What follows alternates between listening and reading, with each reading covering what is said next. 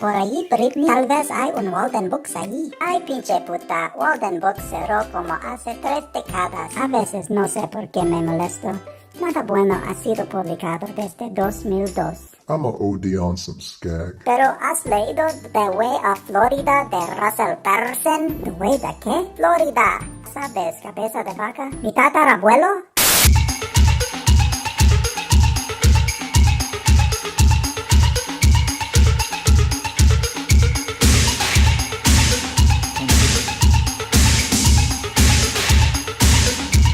Books that I've been reading lately is just kind of get up back behind your head and fluff up the pillow. They do this triangle thing with the toilet paper. I'm like, fuck that shit. Man, I'm looking for books that just straight up kick you out into the street, leave your ass gaping, it shoots you up past that glass ceiling and rips apart your flesh. When you finally land, you're walking the way of Florida. Yeah, boy! This book was published last year in 2017 by Little Island Press. This is based out in the UK, and I think they're a relatively new publishing house. The thing about this book, though, is that it's like a smudge magnet, reminiscent of the New Directions annuals, as well as designs from the past. It needs to fit right. It needs to fit right to look good. It's all about fit. On the other hand, you don't want to wear something so tight and skinny that you could see your know when you get the perfect fit. I mean, look at that.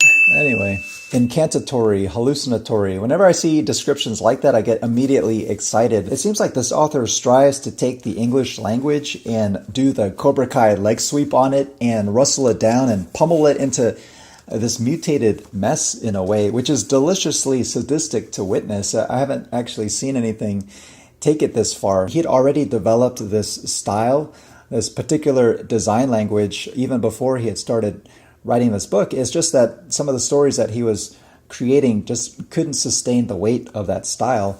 And one night he was over at a friend's house having some insomnia, and he randomly pulled this book off the shelf. This was a story that he knew could sustain the weight of his words, that he could drape his design language over and create this new vehicle with alien sheet metal and all these crazy contours that almost defy comprehension. But comprehension takes a back seat in this ride. It's really about the more seemingly important invisible matter out there. This is the written testimony of a man, Cabeza de Vaca, who is so supernaturally gifted at the art of just surviving, almost to the point where it would seem like he was spiritually touched. And not only that, but to be able to recall all the details over the course of 9 years as he was traveling through these foreign lands. They started out with a fleet of ships, 600 men, just had trouble from the start through a series of hurricanes and storms and people deserting the expedition. The numbers dwindled down to 300, then 150. They were lost completely. Eventually, the raft of Cabeza de Vaca crash lands on this island that's now known as Galveston. And from there, for months and years, they traveled from tribe to tribe, just searching for food, and their numbers got decimated down to where it was only just 4 people left. What's amazing about the narrative is how objectively it's told, how even-keeled. Despite all the pain and suffering that this man went through, he says that you could basically leave it up to the reader to imagine those gory details. And Persson takes up that challenge, very much following the trench that's created by this book, but hopping out of it mostly and dipping his head into the danger and madness that surrounds the path. I mean, they weren't below eating their own shit, but they weren't above eating the shit of others.